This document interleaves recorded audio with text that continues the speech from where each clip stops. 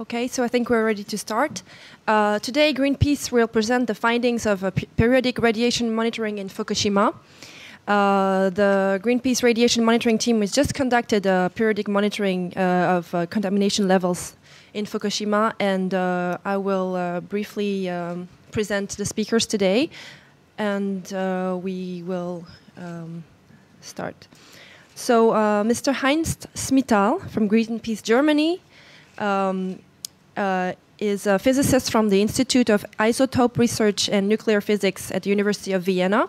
He worked 12 years at Siemens AG in the development department, and then as an experienced radiation expert for Greenpeace Germany. He participated in environmental surveys of radioactive contaminations in Russia, Ukraine, Spain, Germany, and Japan.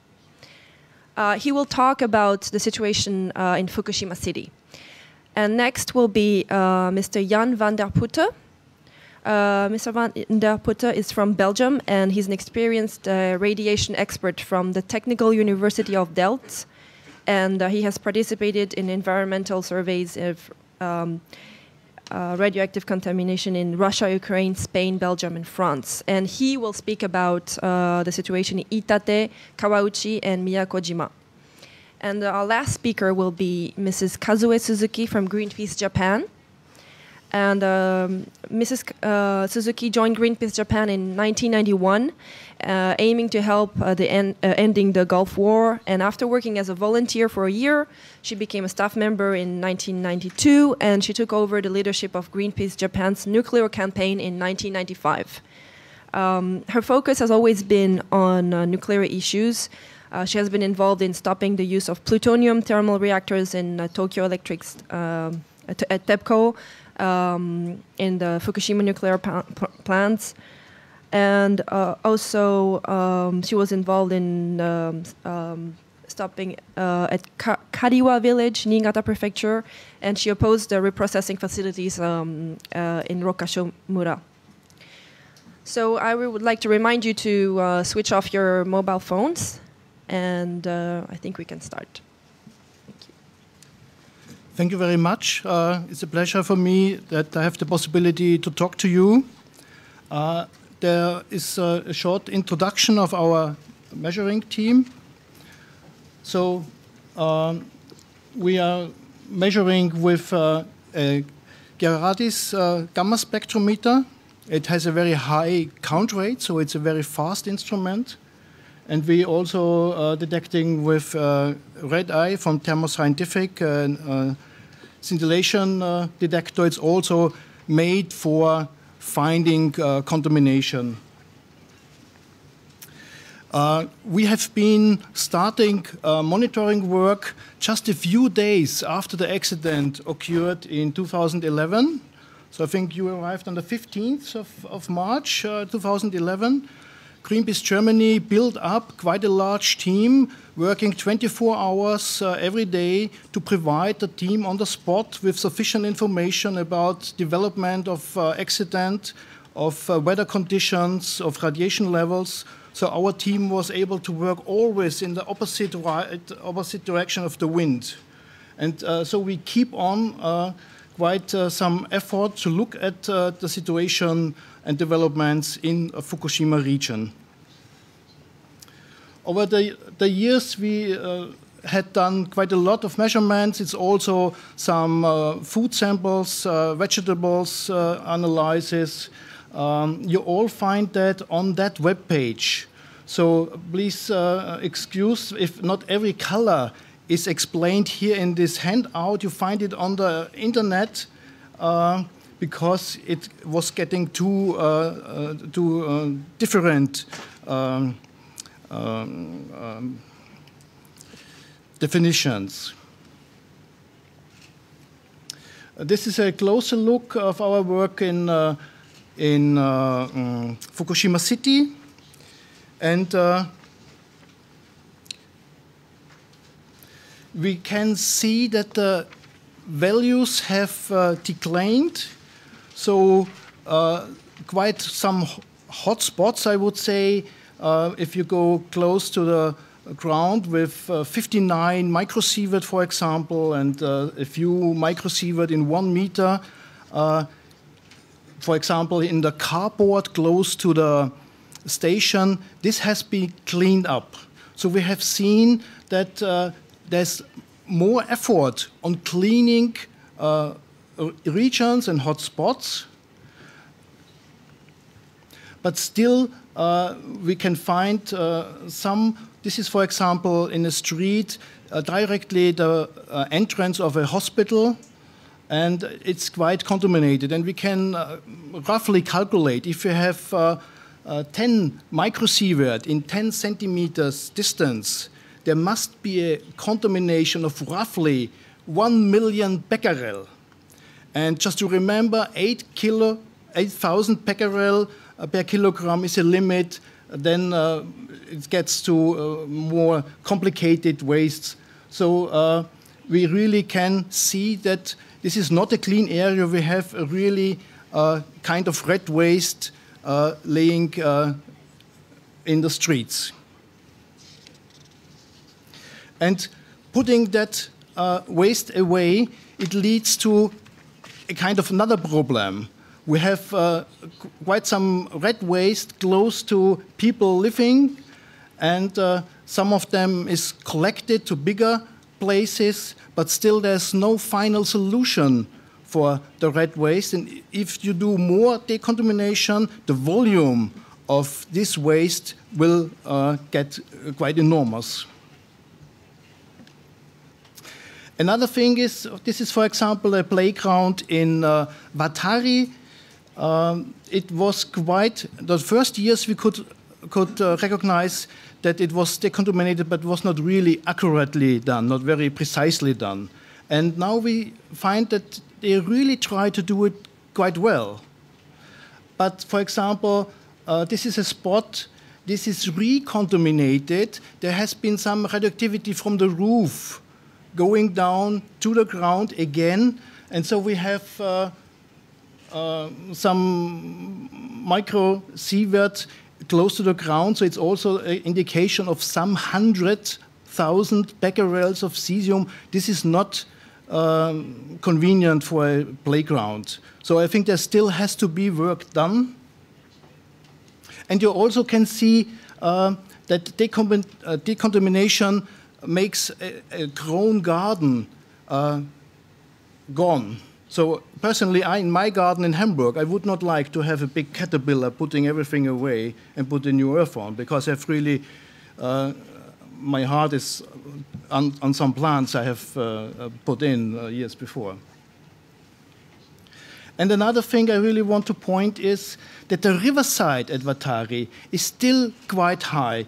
So you can measure in some ditches where water is collecting, so it's a higher point. We are looking on the higher point. It's not an average, but close to 10 microsievert per hour, and you find even places they are exceeding that, but it's more the higher the level you find. It's much too much for a riverside. It's a very popular area. Normally towns like the area of the riverside where people can relax.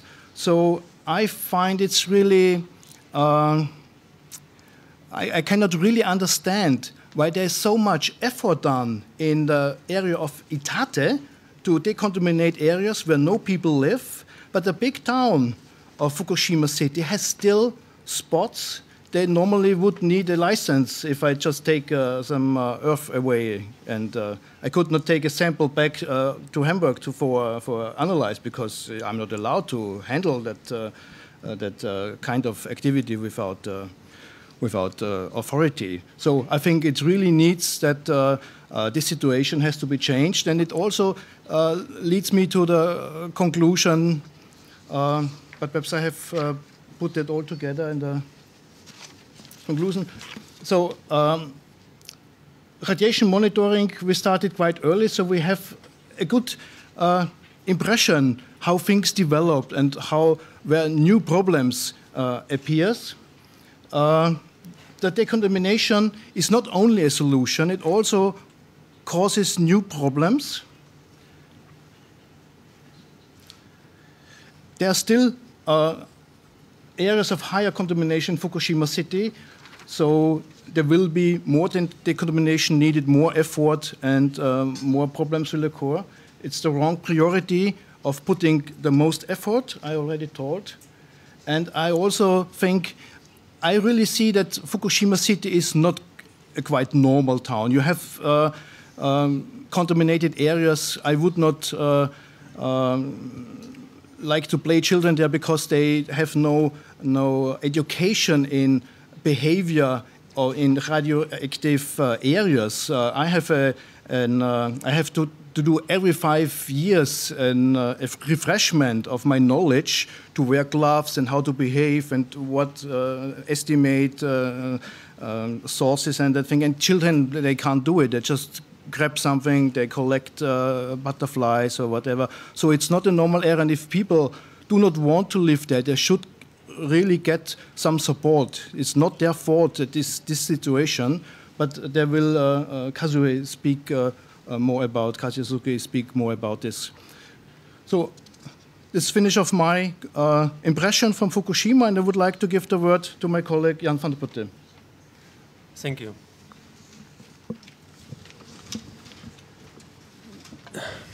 So, as an introduction, there has been some consistent logic about the way we have approached decontamination in around Fukushima since March 2011. And that focus has been the people living and the people most at risk. We were never interested to go in March 2011 as close as possible to the reactor as some journalists really tried to do. We only focused on where people were still living and where people were most at risk, which was at that time, for instance, Iitate, where people were not yet evacuated, but also Fukushima city, where, of course, more than 200,000 people are living. And the concept, and that has been our moral guideline, which is incredibly important.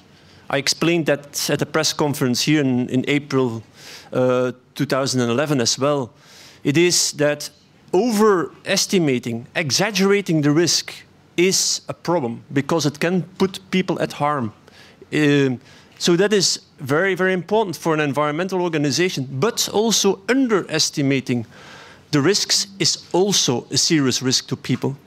If people are evacuated without need, they are also put at harm. If people are not evacuated who need it, they were at harm. And this moral guideline is still important today. So last week, we went to 2 different areas. Next slide, please. So to locate them, they're pretty well known. The first one was Miyakoji. We were there last year. We reported on that as well. Miyakoji was the first area within the 20-kilometer zone where the evacuation order was lifted. And that before that happened, in October 2013, we went there to check after the decontamination had happened what the contamination levels were at that moment. The second place is Kawauchi, where the same thing happened. That is the second place that was deeply decontaminated and where the evacuation order has been lifted in October, 1st of October this year. So this is a second place. And there are more areas that are being prepared with decontamination for people to return to. So there again, we focus on the people there. Is it safe enough for people to return, yes or no? A third place is Iitate, which is much more contaminated than the other 2, where also intensive decontamination takes place, but where radiation levels are still much higher. The next slide, please. So I will give you kind of statistical overview because we did more than 10,000 measurements points. So, but I will give you a systematic statistical overview of those data in these 3 places. Next slide, please. So this is the measurements, systematic measurements we did last year in October 2013. We measured in total 18,000 points, and on the roads, and this is on the roads, and this is with a highly efficient measurement equipment. With a normal Geiger-Müller counter, you cannot do this, but it's about 1,000 times more efficient in measuring radiation. And so we drive along roads that had been decontaminated, and we checked the radiation levels along the roads. We also saw last year clearly that once you leave the roads, for instance, into the forests or fields that are not decontaminated, the radiation levels go up very, very strongly. Also, there was decontamination around houses, in a few meters around houses and on rice fields, but the large majority of the area has not been decontaminated and practically cannot be decontaminated because, for instance, a forest cannot be decontaminated, practically speaking. So most of that area is not decontaminated. So next slide, please. So just to compare, I selected the points from last year that are compatible with the areas that we have measured this time, so this year. And you see that radiation levels have, it's an indication, but it's within the statistical uncertainty, I would say. It's the radiation levels we measured this year are very similar to the ones of last year. There seems to be a slight decrease, but there is a statistical error. It is pretty stable situation. And last year we had 38% of the points over 0.23 on the streets, yeah, that were decontaminated, and this year 34%. If we then compare Miyakoji to the area of Kawauchi that has been lifted, where the evacuation order has been lifted, then we see a very important difference. The radiation levels after decontamination on the roads, which is a very, let's say, optimistic view, as I explained, of the radiation levels in the region. There, 59% of the points are still above the target level of 0.23. And if I then compare to Itate, where decontamination is now intensively ongoing, so not finalized. So in a way, it's not entirely fair to compare, but still, it's an interesting indication. Then we see that today, 96% of the measurement points along roads around the center, only the center of Itate, and also inside the center are over the target level of 0.23 microsievert per hour. So it raises some questions about, like for Itate, this is a responsibility of the central government. And large resources are put into an area where we can question the effectiveness of the resources. Again, our moral guideline should be protect the people. In Itate, people have not yet returned. And based on what we measure today, and also based on the relative ineffectiveness of decontamination in Miyakoji and Kawauchi, we can safely conclude that within the foreseeable future, it will not be safe for people to return to Itate.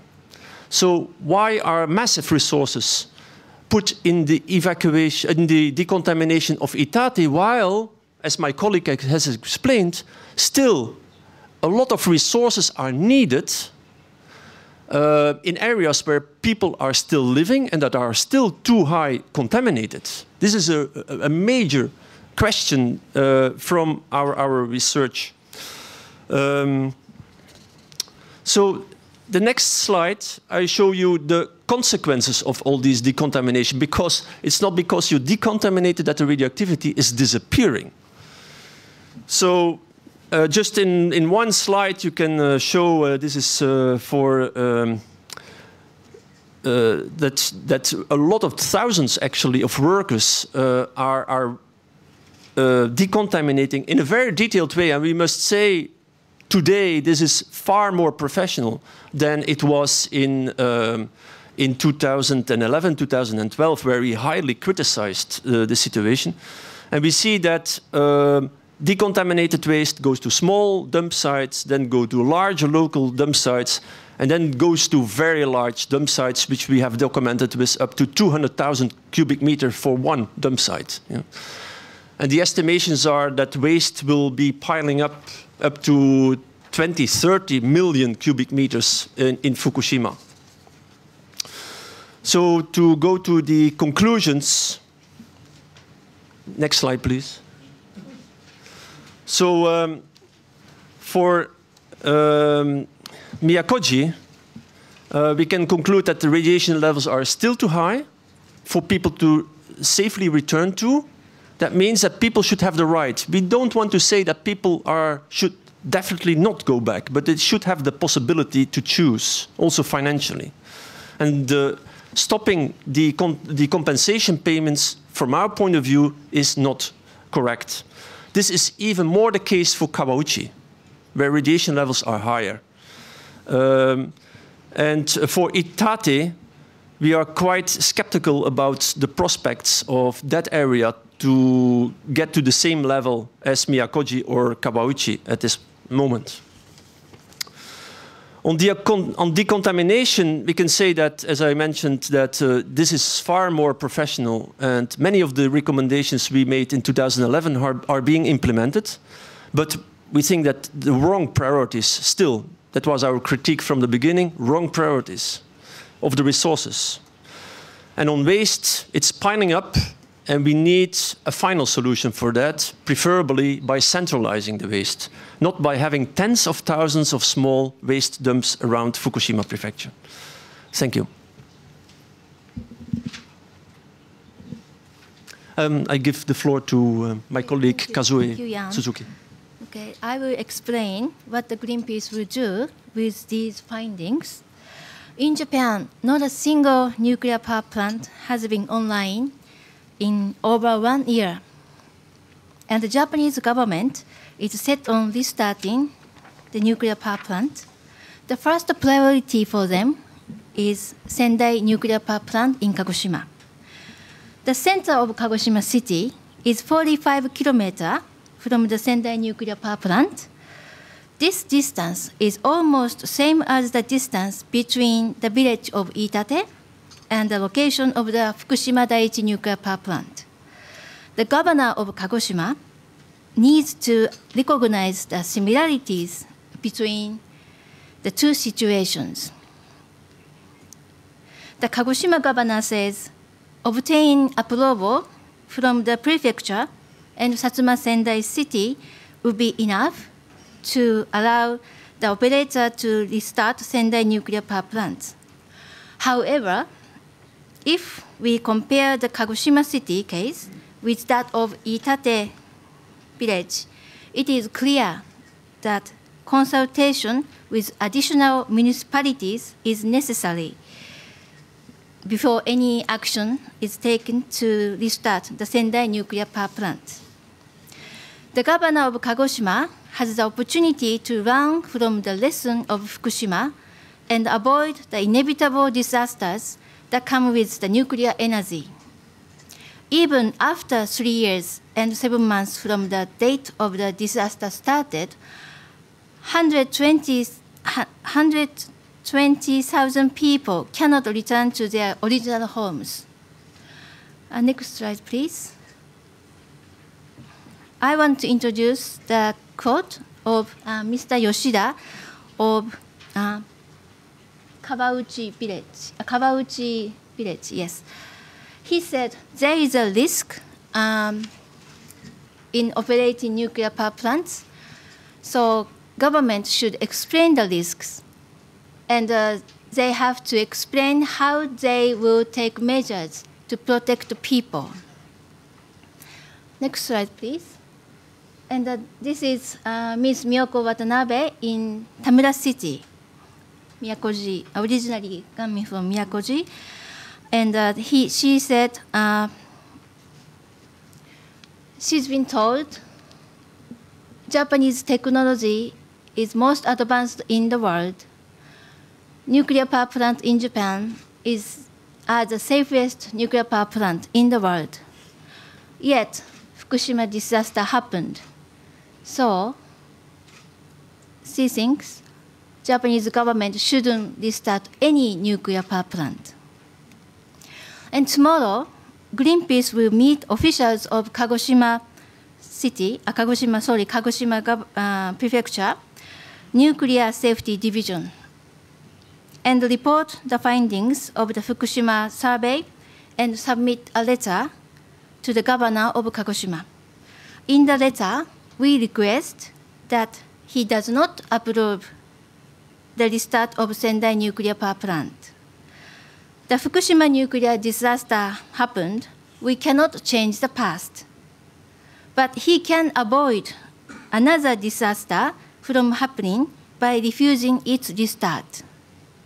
In addition to this, we request that they have a public hearing in a broader areas and that surrounding cities have a say in a decision-making process.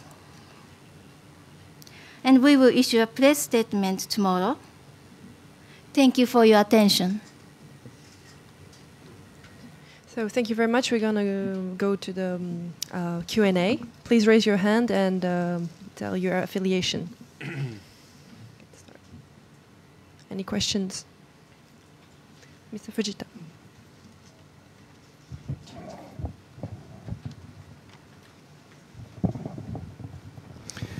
My name is Hiroyuki Fujita, Kokumin Shimbun newspaper editor writer, and also a member of SARI, Scientists for Accurate Radiation Information. First of all, monitoring is a devoted effort, and that has to be done.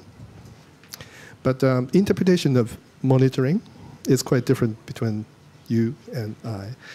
According to the scientific understanding recently, there's dose rate, low dose rate up to, let's say, 100 millisievert a year is not bad for human health.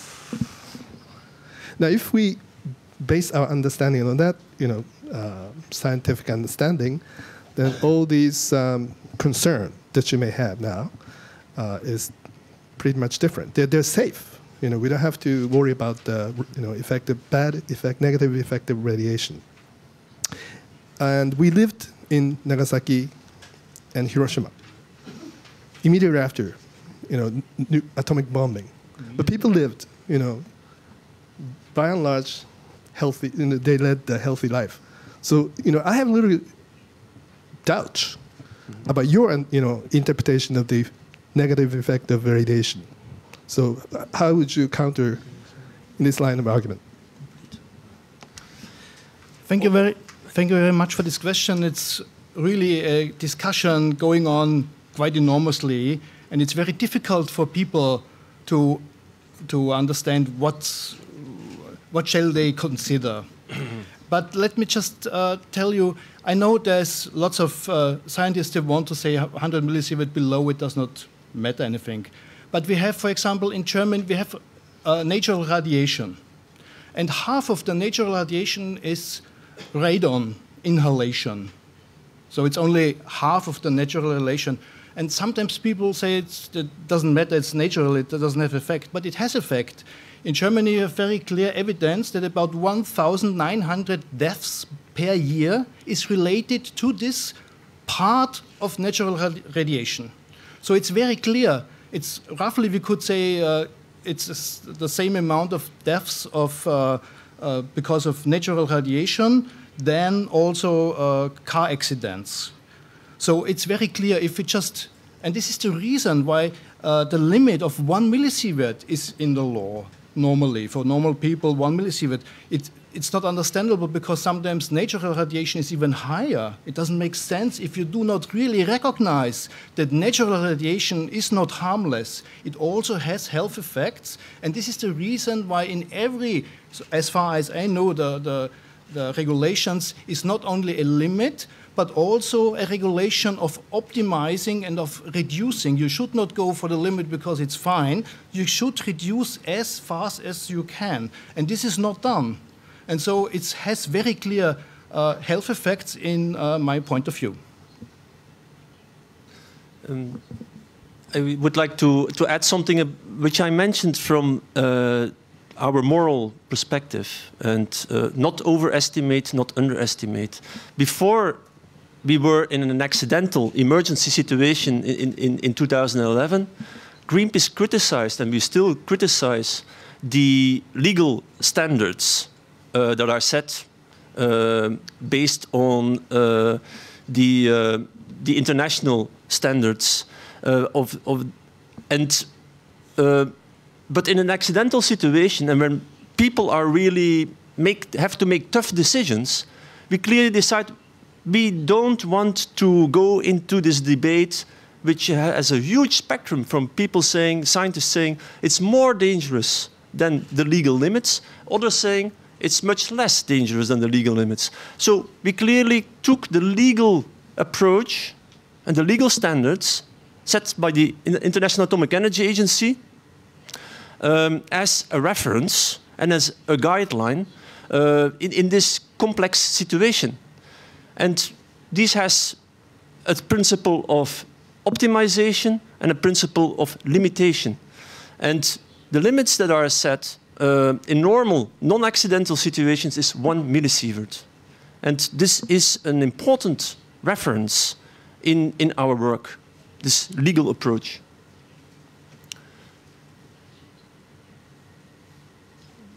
Yes, Mr.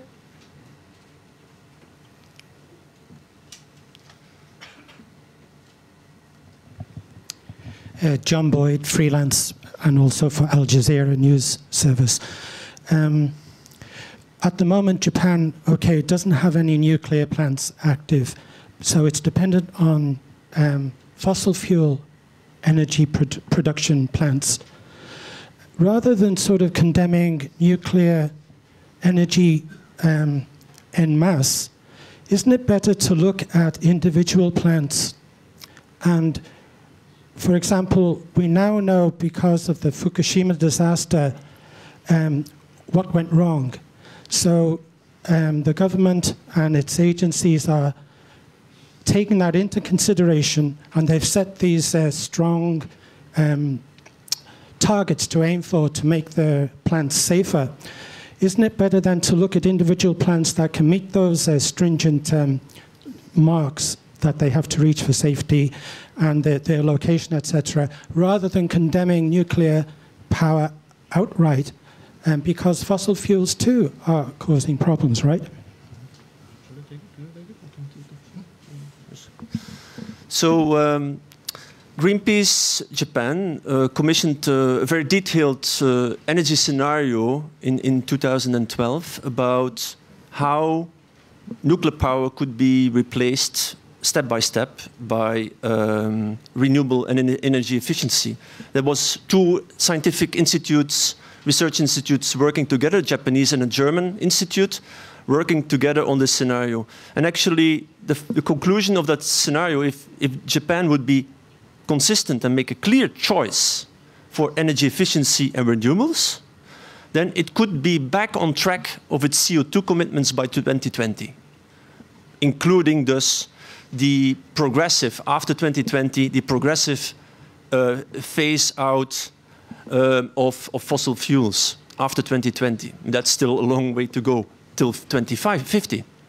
But it's very important in practical terms. Theoretically, you could be right, but in practical terms, you need to make a clear choice, because now Japan is a bit in limbo regarding its energy policy. You have a lot of pressure from the Abe government to restart reactors, and a lot of effort is put into this direction, while we see that renewables, especially wind power, is being blocked today.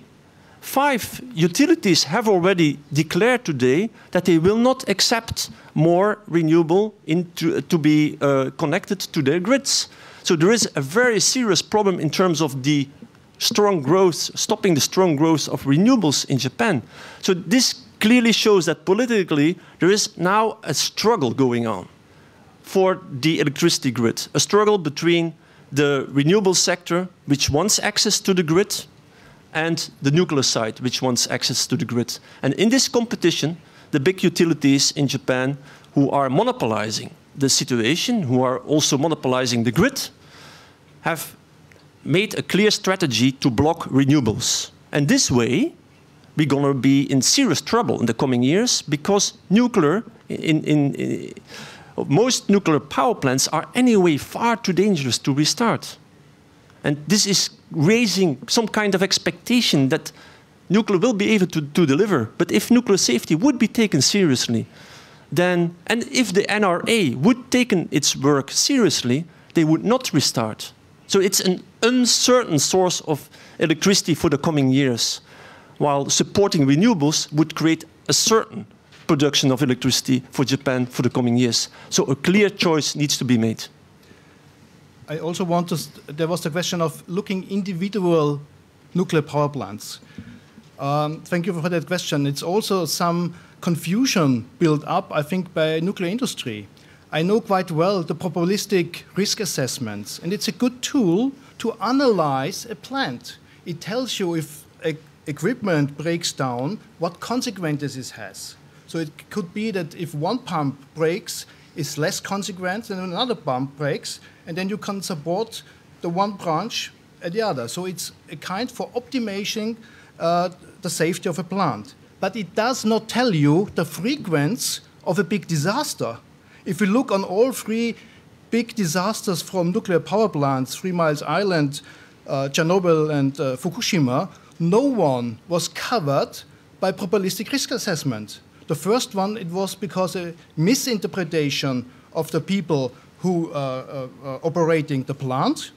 In Chernobyl, it was a lack of safety culture, because proceeding in a situation that definitely would not be appropriate. And in Fukushima, I would say it was weak regulation, because there was quite some evidence of higher tsunami possibility, and it was questioned why to put emergency generators in the place where they are. So it was a lack of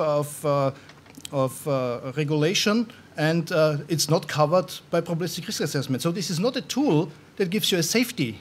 It just can optimize an operating system. Thank you. Next question.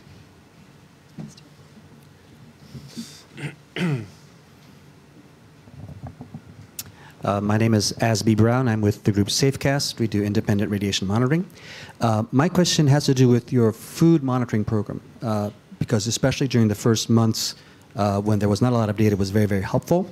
And you had a steady stream of reports, but I don't think you've had any like reports of going around to supermarkets and buying food recently, maybe in about a year.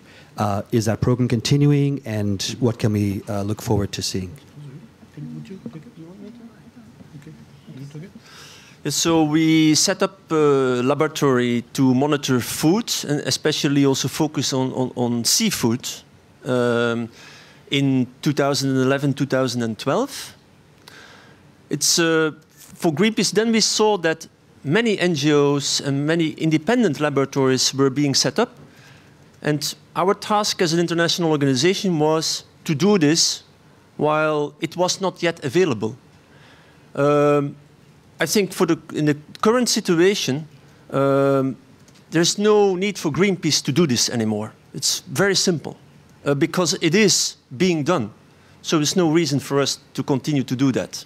There was a very important reason for us to do that in 2011, 2012, because there was a serious problem of the transparency of how the measurements were effective, how many measurements were done, how much food was really screened. So there was really a need to have a kind of independent check. Today, this is a very different situation. So that's the reason.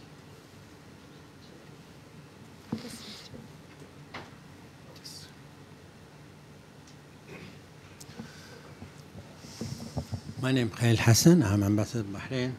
I'm originally a pediatric surgeon. Now, we are talking about radiation, and radiation spread. Again, we're talking about people. People affected by radiation in different ages. My question, you are concentrating on Fukushima. What about the rest of Japan? What will happen in future? What will happen to cancer issue? How much this will spread around? Thank you.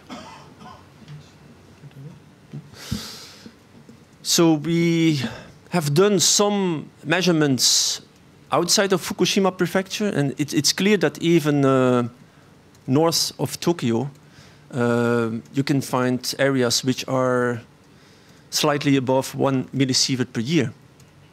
And that's a serious problem.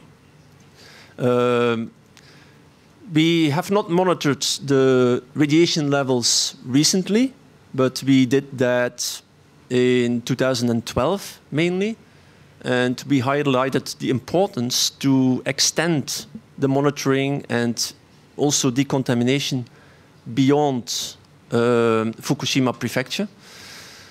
We never called for any relocation or evacuation of people, for instance, north of Tokyo, because simply it's practically not possible. But again, the legal requirement of optimization says that if you can reduce the radiation levels to the people, that you have to do it. And practically, it's clear that this can be done, and this should be done. And that monitoring radiation levels in gutters, for instance, or where water collects, is important in many regions. And the radiation maps are clear. Yeah, they're also very good, that are published by Betty. So it's very clear where the priority areas are. So our strong recommendation is that in a much wider area, this monitoring and decontamination work should be done. We also observed in Fukushima prefecture that this decontamination work and monitoring is done today in a much more professional way, which is a positive thing to say, and I'm happy to say something positive. It can still improve, but it's a huge step forward. And again, it's about resources.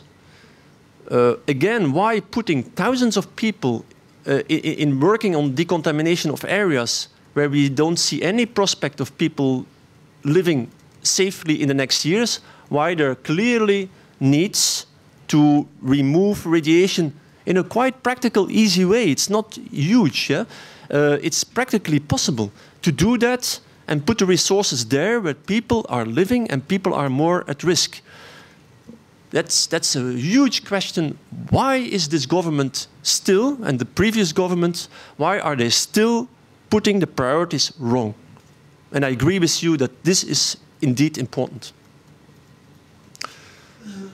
Next question, please. Okay. So, I don't know what time it is. So there's no extra questions for now. Okay, so I might have a question. Can you tell us the tools you're using to do the measurements? If you have like details, what kind of? Yeah, I will show you the equipment.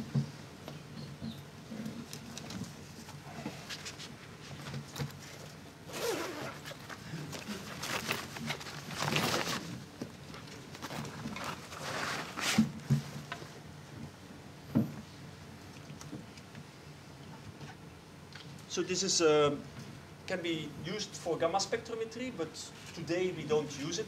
Oh, sorry.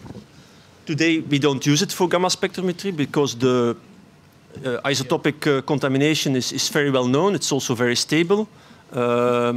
It's mainly a combination of cesium-134 and cesium-137, so that's clear. But because there is a sodium iodide scintillator in this machine, it's extremely efficient in measuring radiation.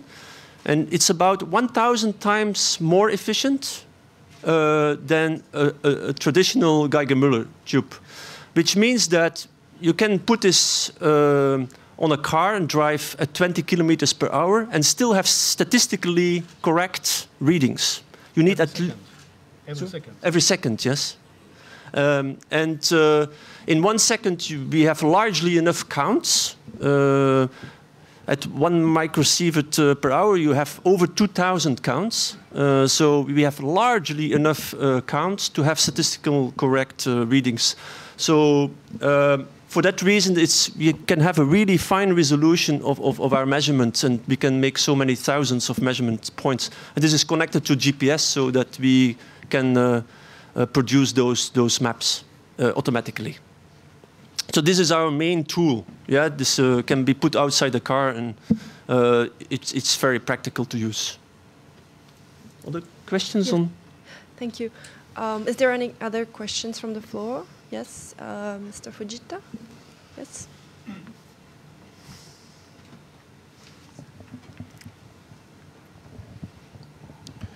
I'd like to ask a moral question. After Fukushima incident, in several months, 2,600 people died among those people who evacuated. Of course, their fate, lifespan, we can't really tell whether it's actually directly related to evacuation. However, still, there are a lot of people, who died because they were not getting enough sufficient medication or treatment. Mm-hmm. So, well, the number cannot be specified, but many people died because of evacuation. Absolutely. Is it morally right to kill those people instead of saving millions? But the effect is not clear in the future. But that's a very important question, yeah, and that's why we always had this moral principle, and I also repeated it this time: evacuating people is a risk. And if you overestimate the risks, you can actually do a lot of damage.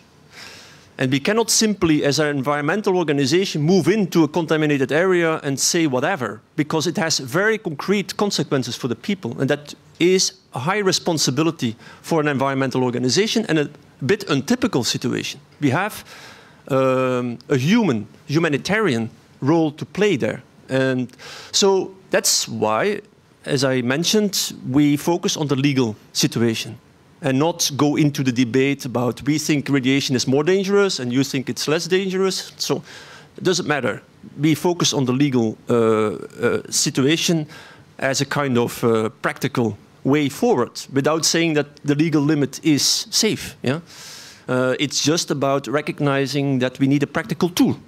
And there is no time after disaster for discussion. You have to move on. You have to act. And there has to be no confusion.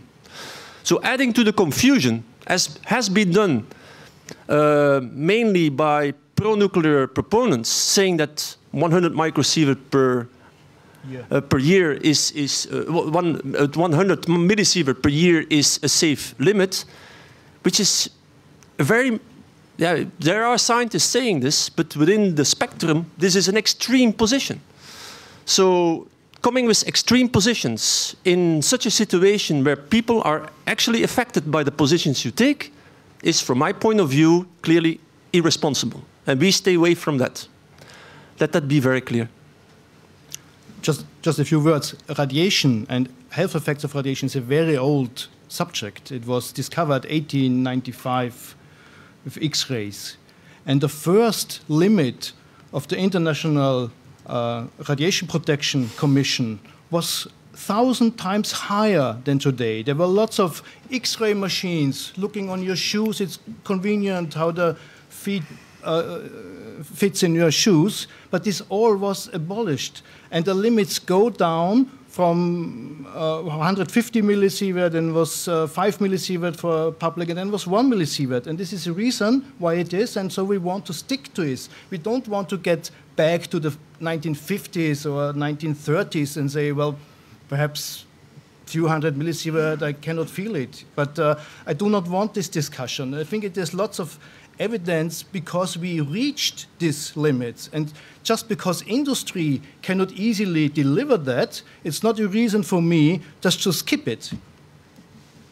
And also, I like to add, could you show us the last two slides, the Kyushu area? The many unsolved issue with Sendai nuclear power plant restart. I want to raise just four. the risks of earthquake were underestimated, and the plant is surrounded by volcanoes, and the evacuation plan is inadequate, and they have not stated who will take responsibility in the case of severe accidents. And as the gentleman said, the evacuation operation is very hard, especially very hard for the people who cannot evacuate by themselves, for example, elderly people and disabled people. And this is a huge problem in Kyushu, Sendai nuclear power plant case too. In fact, the governor of Kagoshima said it doesn't work for those people who cannot evacuate for themselves, so they should stay inside in a shelter. But how long the shelter can hold? They have only 3 days for food and 4 days for electricity, and there is no plan after that. So there are so many risks for evacuation. That gives us the reason, more reason to ask the governor of Kagoshima to refuse the approval of Sendai nuclear power plant restart. I would like to add one thing about the pressure on the population of this whole situation, and that we have seen throughout the history of this accident. Since the accident happened, the government has not been consistent and transparent in its information, which is a very big problem because people need certainty. And it is the uncertainty that has been increasing the psychological stress on people. The uncertainty from the beginning, like in Itate, we saw that the radiation levels were clearly far too high for people to live there and that evacuation was needed immediately. And it took the government another month saying that we were wrong, that Greenpeace was wrong, that it was safe for people to stay and so on. And then 4 weeks later, people had to leave at once because it was too dangerous. This is very destabilizing because in an emergency situation, people have to trust the authorities. And it also has been clearly explained in the report, independent report by the Independent Commission of the Diet, that the government has not been handling this crisis correctly, has been giving wrong information to people, and this has increased the stress. And also, still today, people that are seriously under stress are the people for who the situation is still, years after the accident, not clear. They're still giving false hope to some people that they will be able to return to areas that are really highly contaminated. And that's, for instance, for the people of Itate. And this uncertainty, raising false hope for people, that's very stressful. For the people where the situation is far more clear, closer to the nuclear power plant, like in Okuma, for instance, there people can, it's a very difficult choice, but still they can make a decision to change their lives because the situation is clear. It's a hard situation, but it's clear. And this uncertainty, which is clearly from a political origin, to downplay the risks, to create a more positive image of nuclear power for political reasons, and that includes restarting nuclear power plants by this government, is, from my point of view, increasing the risks, increasing the psychological press on people, and that has very, very serious consequences. Thank you very much. A last question. Yes. Mr. Please.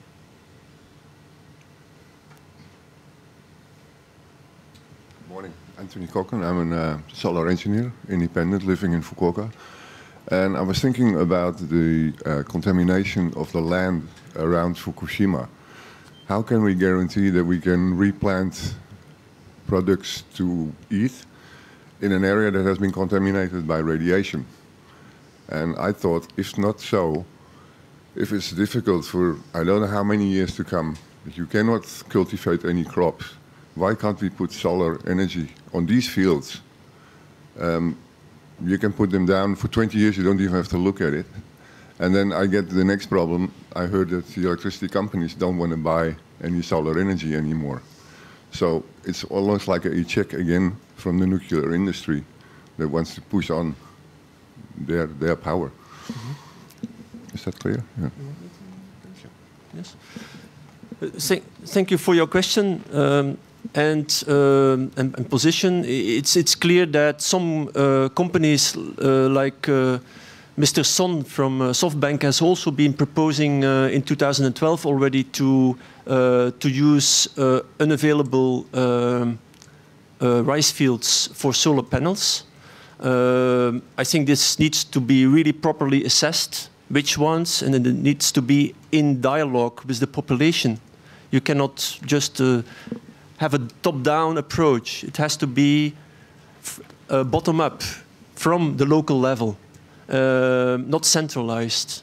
And that's an opportunity to rebuild business in areas, but involving the population, not excluding them. I think that's a very important principle. And so in a cooperative process. And that creates business opportunities in areas that are clearly seriously affected by radiation. It is perfectly possible to do some construction work in many areas. It's a very different thing to live there, especially with children. And some people think that, okay, maybe the older people can return, but not the younger people. But if you are there, you start to realize that a society is a very complex given, requiring the mix. You cannot only send back old people, they require the rest of the family. People support each other. You need shops, you need healthcare close by. So you need this whole societal complex infrastructure to be rebuilt. You cannot just say one category of people can return, another not. And so for that reason, we are quite positive about the possibilities to have some activity in some area, which is basically working, going there, do some work, and returning back, but not having the living situation there of the whole society. Perhaps also some views, if there's lots of controversial what energy system is good for the future. And I think it needs clear decisions to have possibility of investments. But if you look in Germany, we also have the energy transition. And it's very clear, in my point of view, that nuclear has not a good future. There will be more aging and aging reactors. So they're getting to 30 years now, in 20 years they are 50 years. Government don't want to shut them down. They will be kept on a not very safe way. So I really can expect another big accident perhaps in the next upcoming 20 or 30 years. And on the other hand, we have renewables with an incredible economic growth. So in 20 years, we will have much cheaper production of large solar panels and perhaps you can say more to that. But it's very clear that it's a kind of technique. What kind of technique do you want to deliver?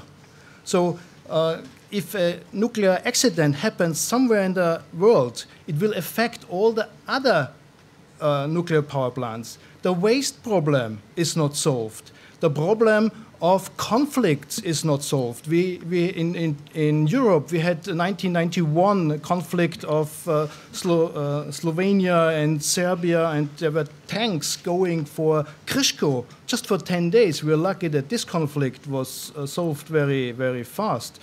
So in the next coming decades, it will be quite a risk to have a nuclear power plant, and it will be very good if you have managed to deal with renewables. So it needs a clear decision now to get the investment in the right technology. Thank you very much. If you have time, if there's one more question, please. Is there? Oh, okay, Mr.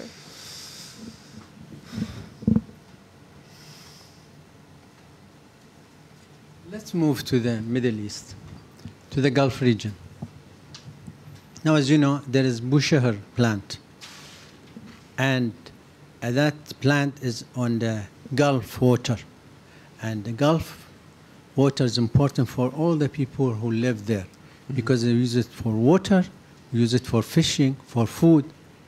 What do you think? What will happen with this plant, which goes back to the 70s? What's your, how you look at this important issue? Thank you. Well, thank you for that question. I'm not really completely prepared for the details. It's very complex, and I don't want to get too deep into the political discussion, but it's very clear that a country with such a solar radiation, so solar energy, would not need a nuclear power. And countries with nuclear power, it's also something to have an enrichment industry. And I really think that it's not necessary for nuclear, for electricity supply. And it's a very dangerous situation to have a nuclear power plant in that region. That's very clear. Yeah, we see that nuclear power plants are, as such, having a nuclear power plant in your country is becoming in more and more countries a risk. I'm coming from Belgium, and as Germany, we're phasing out nuclear power. We were dependent for 60% of our electricity. That's twice as much as Japan from nuclear power, and we're phasing out nuclear power by 2025. That's a political decision. This year, we had a serious problem in one of the nuclear power plants, which was sabotaged. There was a sabotage, very clearly criminal act, and it's the power plant of Doel 4. The investigation is still going on, and the power plant is out for maybe a year. Very serious damage done to the turbines, and it's still not yet clear. Maybe that person is still walking around. The criminal has not been found yet. So this is another problem of nuclear power. It can be sabotaged by internal workers.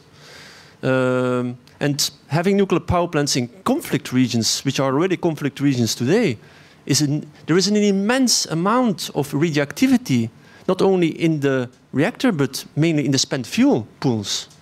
A very serious accident, which can be caused by an attack, a missile attack, a bombing of a spent fuel pond, which is, in most power plants, a soft target. It's not a very well-protected target, as it was not in Fukushima. The spent fuel ponds are usually soft targets, and they have an amount of radioactivity which is many times the total radioactivity in the core of the reactor. So this is an immense risk to the population, and much wider than a single country. Okay, thank you very much. I think we're going to end the press conference now. So thank you very much to all the speakers.